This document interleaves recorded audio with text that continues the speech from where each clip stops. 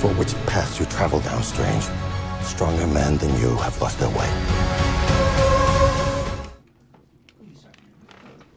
Even as a fan, I love being in the Marvel universe. It just seems to keep expanding, and this movie is a great example of the lengths that it could go to from what we've seen so far.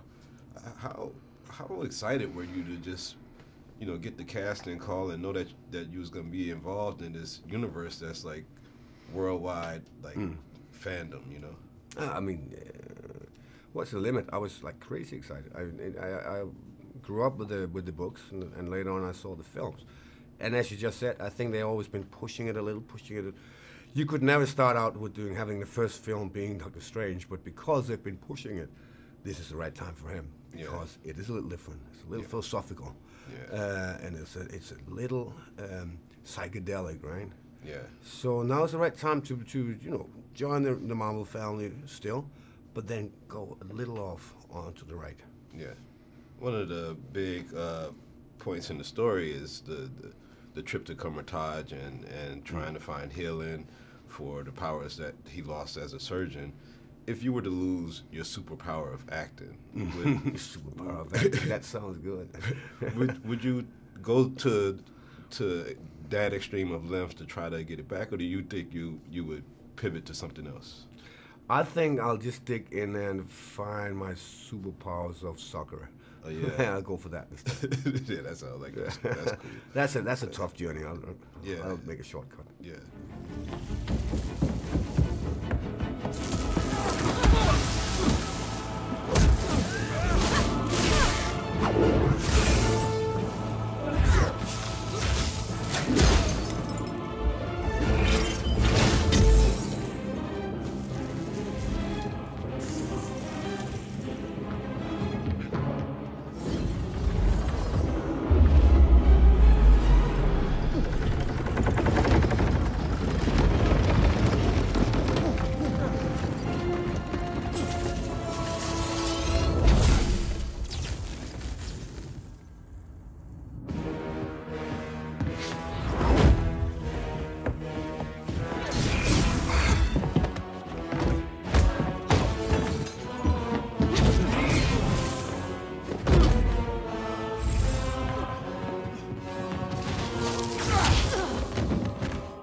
So another thing that both characters have is this power to go between dimensions and just travel and wherever you want to go.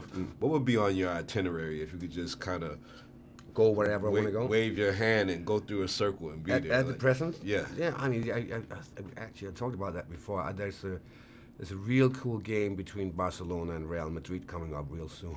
That would be nice to go back and forth like that. Yeah. Like that. Yeah. Just one of the great seats in there, not even pay for it and out. Yeah. Yeah.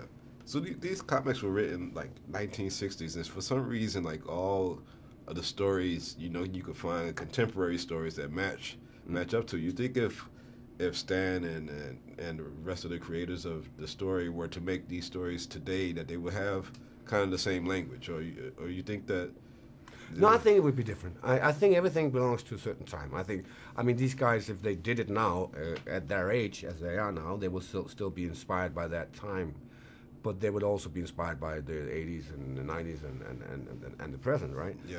So that was a time, and I think that the smart thing is that we steal that time, we use it, and we change it a little so it fits into today. Yeah. But it's definitely a big flavor of the 60s upon this film. So one of the things they said in casting you was that you could bring a sinister look. Yeah. It seems like great for casting for a movie, but does that ever work against you, like in a nightclub or anything? It can.